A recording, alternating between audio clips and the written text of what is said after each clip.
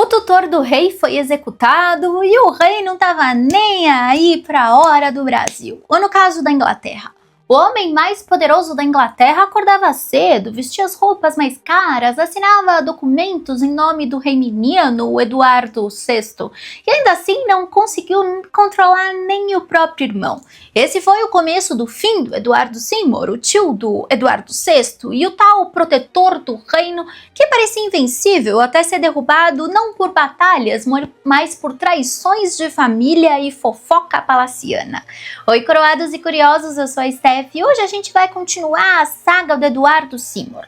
Esse tio ambicioso que chegou a mandar mais que o rei, mas terminou de uma forma nada gloriosa, degolado na Tower Hill. Se você viu o vídeo de ontem, a gente vê o auge do poder, com guerras, reformas e rebeliões, e agora a gente vai ver a queda livre. E como toda boa tragédia dos Tudors, ela vem acompanhada de intrigas, julgamentos teatrais e até um irmão que quis sequestrar o rei adolescente. Então pega o seu café, seu chá ou sua foice de execução favorita, porque a história de hoje não tem romance, tem sangue, traição e um lembrete cruel de que na corte Tudor ninguém fica por cima por muito tempo. Depois das rebeliões de 1549, a do livro de orações no oeste, a de Cat em Norfolk, parecia que o mundo do Eduardo Seymour já tinha virado de cabeça para baixo. Mas o destino, sempre debochado, preparou outro drama e dessa vez não vinha dos camponeses, nem da Escócia, nem da França. Vinha da própria sala de jantar, da própria família. Porque se havia algo mais difícil do que governar a Inglaterra protestante em crise, era governar o próprio irmão mais novo, Thomas Seymour. Eu já comentei muito sobre ele no vídeo específico que a gente fez sobre ele, então eu não vou me alongar muito aqui, tá? O Thomas era o típico caçula problemático, que nasce atrasado no berço de uma nobreza real, meio nobreza, cresce sem muito brilho, mas com ambição suficiente para achar que merece mais do que o primogênito. Ele nunca engoliu a ideia de viver à sombra do irmão mais velho, Eduardo Seymour, o regente, era Lorde Protetor, tinha o rei menino nas mãos e governava o país. O Thomas, em comparação, parecia só um satélite, bonito, sedutor, charmoso até demais, mas sem cargo, sem respeito e sem freio. O primeiro escândalo do Thomas foi logo no altar. Ele se casou com a Catherine Parr, o que não podia, sem a autorização do soberano. Isso era uma lei que existia há mais de 200 anos para impedir que as rainhas viúvas se casassem com alguém de menor status. Mas o Thomas não parou por aí, ele queria mais do que o brilho de um casamento, ele queria poder de verdade. Aí ele se aproximou do menino rei Eduardo VI de uma forma bem estranha. Às vezes ele entrava no quarto do menino de madrugada para conversar sobre poder, leis e status. Só que ele percebeu com o tempo que isso não era o suficiente. Aí, numa noite de janeiro de 1549, o Thomas Seymour resolveu tentar sequestrar o próprio rei. Sim, você ouviu direito. Armado, ele foi até Hampton Court, onde o Eduardo VI dormia. Tentou entrar nos aposentos reais, imaginando que podia acordar o menino e convencê-lo a fugir sob sua guarda. Mas o golpe foi tão desastrado que terminou em comédia. O Thomas matou um dos cachorros de guarda, o barulho chamou atenção e logo ele foi capturado no maior estilo pego no flagra.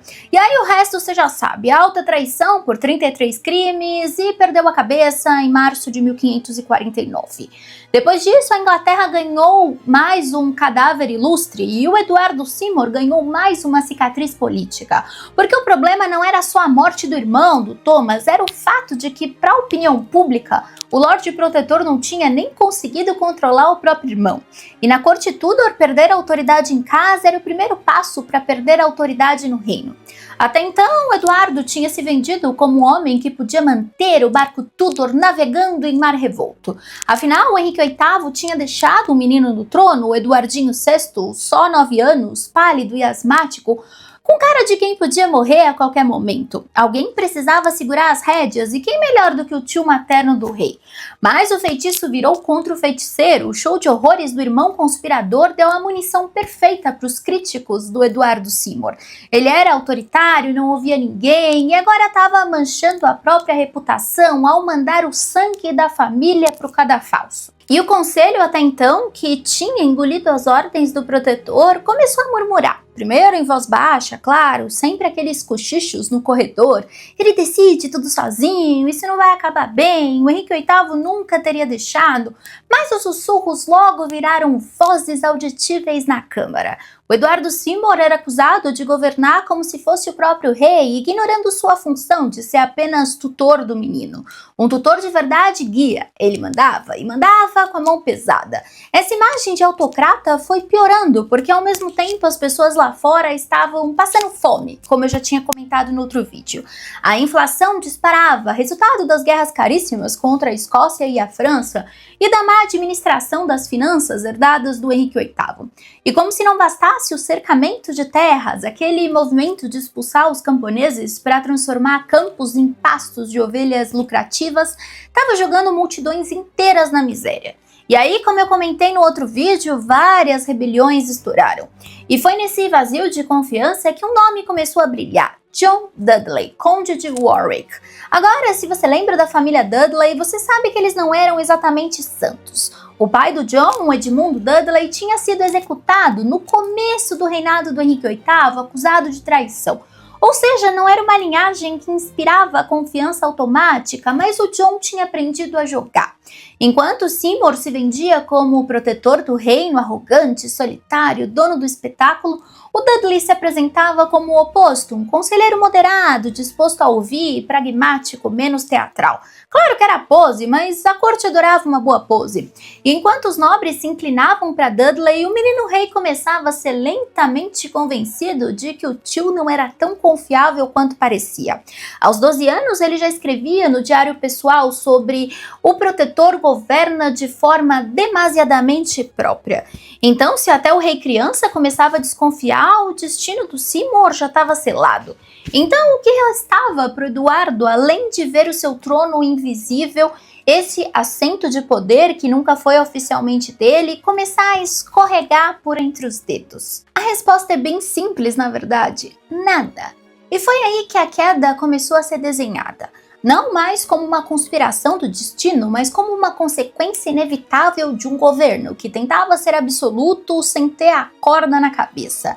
Janeiro de 1550, então, chegou com essa mistura explosiva. O conselho, aquele mesmo que tinha dado ao Seymour o título de protetor do reino poucos anos antes, agora conspirava sob suas costas. Liderados pelo John Dudley, claro, que seria o futuro sogro da Jane Grey. Os nobres se organizaram como quem prepara uma festa surpresa, só que a surpresa, nesse caso, seria uma prisão. É quase irônico, Dudley fazia exatamente o que ele acusava o Seymour de ser, manipulador e ambicioso, mas com uma diferença fundamental. Dudley sabia se vender, como moderado, um homem do consenso.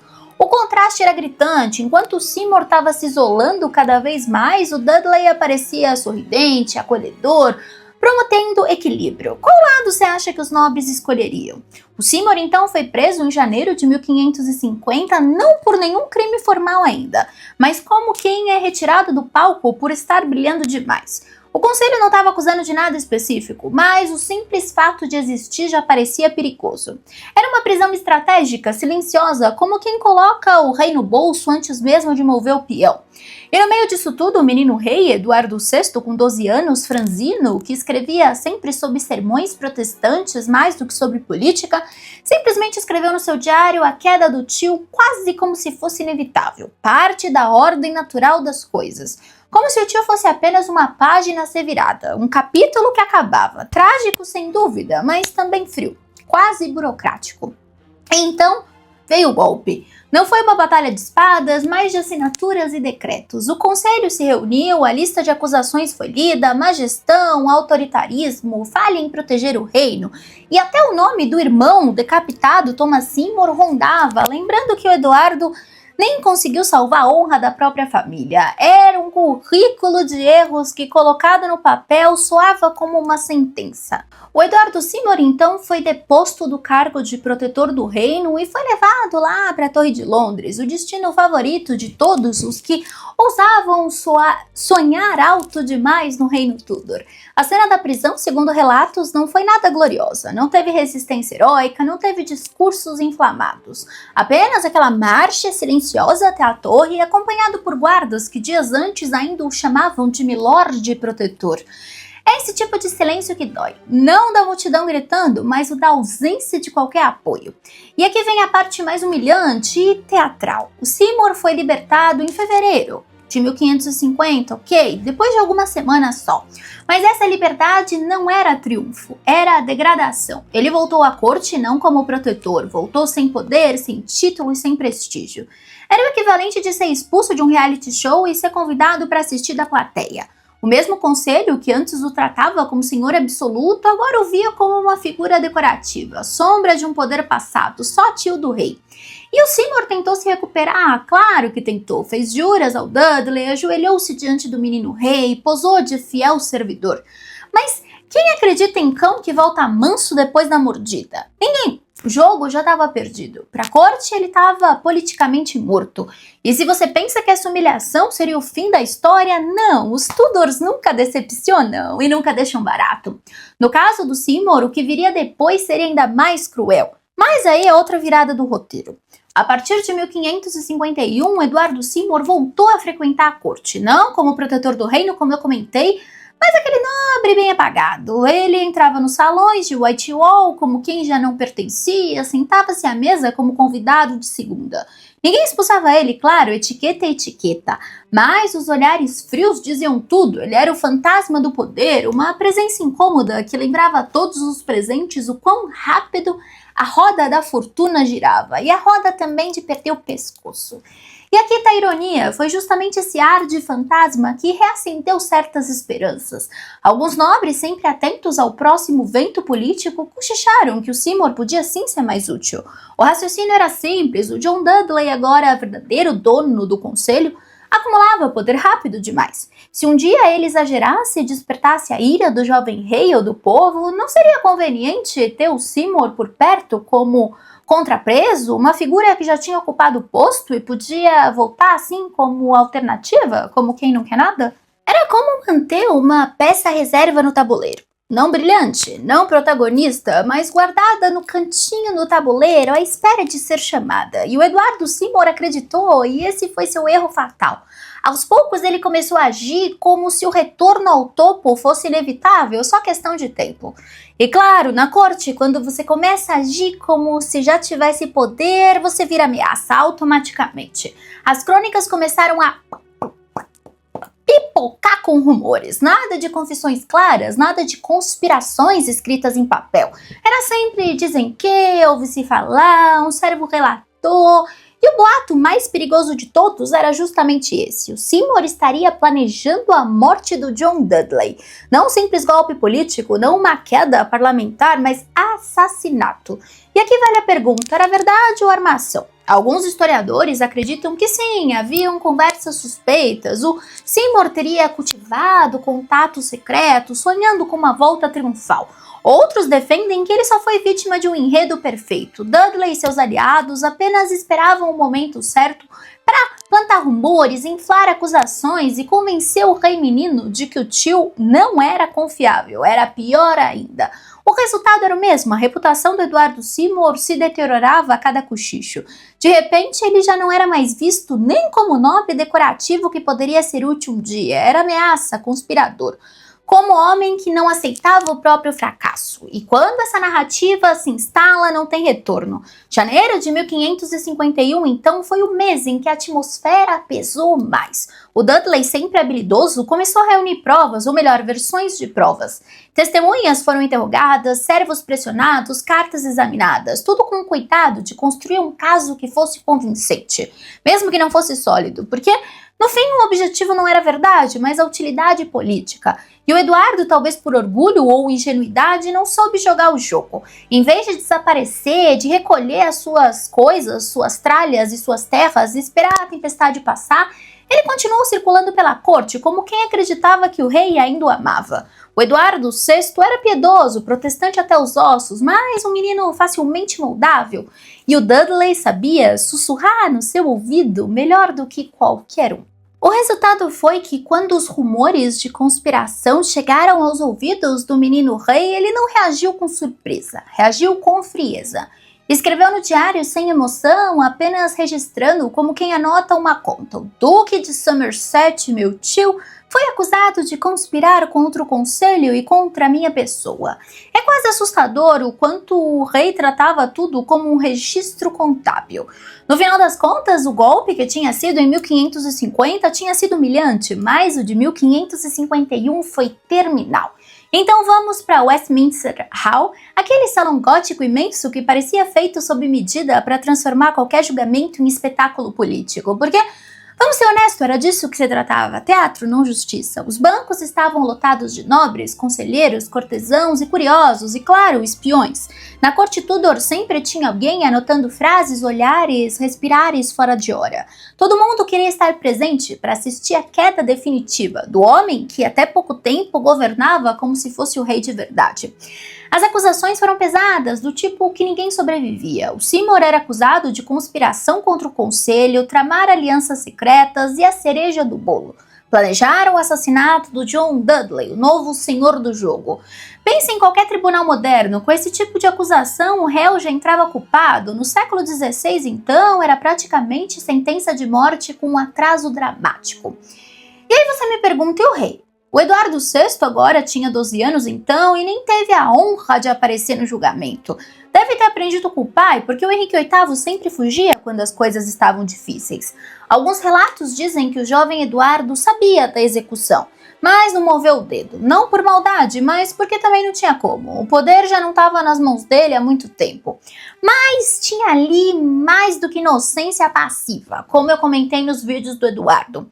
Ele provavelmente seria um tirano como o pai, eu até chamo ele de psicopata em formação, porque se você olhar para os diários dele, você se assusta de tanta frieza e tanta falta de empatia, principalmente com os tios, né? Com Thomas tinha acontecido isso e agora ia acontecer com o Eduardo. Enfim, o julgamento começou como uma ladainha de acusações. Promotores exaltados falavam em voz alta, apontando para Eduardo Seymour como se o próprio diabo tivesse encarnado ali. Conspiração, ganância, abuso de poder, traição. As palavras ecoavam no teto altíssimo de Westminster Hall, fazendo o espetáculo parecer maior do que a vida. E ele como reagiu? A crônica é quase unânime, manteve a compostura. Não foi o mesmo homem arrogante que anos antes desfilava como o protetor do reino, ele estava envelhecido, abatido, mas não derrotado. Ele negou as acusações mais pesadas, principalmente as de que ele planejava assassinar o Dudley. Era um ponto importante, até para os padrões da época, acusar alguém de assassinato sem prova sólida era delicado. Por isso a retórica tomou o lugar da evidência. Só que assim, quem precisava de provas? O julgamento era mais sobre encenar a queda do rival do que apurar os fatos. Os jurados, na maioria nobres, que já tinham mais medo do Dudley do que simpatia pelo Seymour, não estavam ali para analisar evidências, mas para sobreviver politicamente. Detalhe curioso. A acusação incluía uma espécie de feitiçaria política. Nada de bruxaria literal, claro. Não o tipo de julgamento que envolvia demônios e feitiços, mas o simples fato do Seymour conquistar aliados em silêncio já era visto como perigoso. No século XVI, o poder sem coroação era lido como feitiço. Invisível, sedutor e mortal. Era o típico recurso Tudor, quando não há prova, se apela para o imaginário. E o imaginário do século XVI era cheio de demônios escondidos em cada esquina. Enquanto isso, claro que o Eduardo tentou se defender, pedia para falar, negava tudo, né? Principalmente matar o Dudley. Lembrava que sempre tinha servido fielmente ao rei, mas quem escutava? Era como tentar se justificar numa sala onde todo mundo já tinha decidido o veredito. E aí entra a fofoca. Alguns cronistas dizem que o Eduardo, no momento mais exaltado, teria olhado diretamente para o Dudley e dito algo como: se eu quisesse sua morte, já teria acontecido. Uau! Será que isso foi verdade ou invenção literária para deixar o drama mais saboroso? Nunca saberemos, mas é uma fala que parece feita sob medida para virar manchete. É claro que eu precisava trazer isso para vocês. E assim, depois de dias de falas infladas, acusações teatrais e defesas quase ignoradas, veio a sentença: alta traição. Não tinha outra saída. E aqui entra o detalhe mais perverso. Embora a pena tradicional fosse enforcamento, arrastamento, esquartejamento, que era o pacote completo para os traidores, a condição de nobre do Eduardo lhe garantia uma morte mais digna, a decapitação, como se o privilégio de ter a cabeça cortada de forma rápida fosse um consolo. E o menino rei, o Eduardo VI, teria anotado no diário algo frio e sucinto sobre o julgamento. Nada de lamento, nada de comoção, apenas registro. E aí você me pergunta, tinha alguma chance real do Eduardo escapar? Não. O julgamento não era um tribunal, era a purgação. Era uma forma de transformar um rival em cadáver legítimo. Era a coroação do John Dudley, não com joias na cabeça, mas com o sangue do inimigo no cadafalso. Quando o Eduardo ouviu a sentença, relatos dizem que ele manteve a calma. Não implorou, não gritou, não chorou. Aceitou o destino com uma resignação de quem já sabia que na Inglaterra dos Tudors não havia outro final possível para homens que ousavam governar demais. A névoa, então, de janeiro cobria Londres como um véu cinzento e pesado. Aquele tipo de frio úmido que se infiltrava nos ossos, que fazia o público tremer mesmo antes de qualquer carrasco afiar o machado. Era o dia 22 de janeiro de 1552 e a cidade já sabia o que ia acontecer. Mais um espetáculo de sangue. Só que não era um nobre qualquer, não era um conspirador secundário, era o Eduardo Seymour, duque de Somerset, antigo Lorde Protetor do Reino, o homem que governara a Inglaterra como se fosse o próprio rei e agora marchava para o cadafalso. A cena tem um quê de ironia amarga. A execução não aconteceu na Tower Green, que era o espaço reservado para execuções privadas dos nobres de sangue real, mas na Tower Hill, diante de uma multidão ansiosa por ver a cabeça de mais um poderosíssimo rolar no cesto. Era como se o destino tivesse decidido punir o Seymour não só com a morte, mas com a exposição pública. Uma última humilhação para o homem que até poucos anos atrás se sentava à cabeceira das mesas do conselho. E segundo os relatos, ele caminhou com calma, nada de gritos, nada de resistência, ele parecia ter feito as pazes com o inevitável.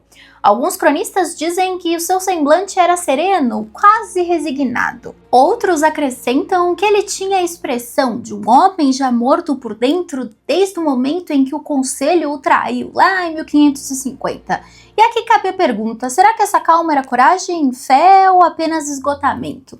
Antes da lâmina vinha sempre o discurso, esse era o ritual Tudor, não bastava morrer, era preciso morrer bem, com palavras finais que seriam registradas, repetidas e julgadas pela posteridade. O Eduardo sabia disso e naquele dia ele escolheu não atacar os inimigos, nem dramatizar sua queda. Ele se apresentou quase como um mártir religioso. Dizem que ele afirmou aceitar a morte como parte da vontade de Deus, não se rebelava contra o destino e que pedia ao povo apenas uma coisa: obediência ao jovem rei Eduardo VI. Ironia das ironias, o tio condenado por alta traição agora pedia lealdade ao sobrinho rei, como se ainda fosse o protetor zeloso que jurava ser anos antes. Era uma forma de limpar o nome, talvez uma última tentativa de se apresentar não como vilão, mas como servo fiel, mesmo no cadafalso, talvez. E aí vem a parte humana, quase cinematográfica. O carrasco estava pronto, o machado já brilhava e a multidão prendia a respiração. O Eduardo Seymour, de pé, fez sua última oração. Alguns dizem que até os guardas pareciam comovidos, outros cronistas mais sensacionalistas juraram que lágrimas caíram entre os espectadores. Difícil crer, talvez não. Afinal, era um homem que por um breve instante foi o rosto do governo protestante, o tio do rei. A figura que para alguns tinha encarnado a esperança de uma Inglaterra reformada. Mas lágrimas não impedem lâminas. Ele se ajoelhou diante do bloco de madeira, colocou a cabeça na posição certa, pelo menos tentou. Havia sempre aquele momento constrangedor quando o condenado precisava ajustar o corpo para o golpe final. A multidão se agitou, como sempre acontece, silêncio, murmúrios. O carrasco levantou o machado e em segundos, pá! O som seco da lâmina cortando o ar foi seguido pelo impacto brutal. O corpo tombou, a cabeça rolou e a multidão que até então observava com reverência explodiu em reações. Alguns gritaram em choque, outros se afastaram, mas houve quem realmente chorasse. É curioso, não era comum chorar por traidores, mas o Seymour nunca foi só um traidor ou mais um traidor. Ele carregava o título de protetor, ele era o tio do rei e para muitos protestantes sua morte soava como uma injustiça quase bíblica. O mártir da reforma, dizem alguns, embora convenhamos esse manto de santidade também servisse como ferramenta política para quem queria continuar pintando Dudley como vilão. O corpo então de Eduardo foi recolhido rapidamente, mas a cena já estava gravada na memória coletiva. O homem que governou como soberano morreu como um criminoso, exibido ao povo que antes devia obedecê-lo. E assim terminou a vida de Eduardo Seymour, do auge absoluto como o homem mais poderoso da Inglaterra ao ponto mais baixo, ajoelhado diante de um bloco de madeira. Tudo isso em apenas 5 anos. Ele nunca usou coroa, mas governou como se fosse rei e pagou o preço de quem ousa demais na corte Tudor. No fim, sua trajetória virou uma parábola perfeita do período Tudor, né? Ninguém, por mais brilhante, bem relacionado que fosse, estava seguro no jogo do poder dos Tudors. Até o protetor do reino precisava de protetores. E quando eles faltaram, a lâmina cuidou do resto. Mas, como sempre, a história não acabou com a sua morte. Muito pelo contrário, o vazio deixado pelo Seymour abriu espaço para outro jogador. Mais frio, mais calculista e ainda mais perigoso. O John Dudley, o futuro Duque de Northumberland. O homem que não só tomou poder, mas pavimentou a estrada que levava à tragédia da Jane Grey, que a gente já falou no vídeo dela. E é exatamente para ele que a gente vai olhar no próximo vídeo, porque se o Eduardo caiu tentando ser rei sem coroa, o Dudley vai mostrar como se governa com uma mão de ferro enluvada em veludo. E também caindo, né, claro. E eu espero que você tenha gostado desse vídeo. Se você ainda não se inscreveu no canal, clica aqui, vai! Aqui o cafezinho nunca esfria e as intrigas da história são sempre servidas quentinhas para você. Temos vídeos novos de segunda a sexta-feira, às 8 horas da noite. Um beijo e até amanhã para o próximo Steph Flix.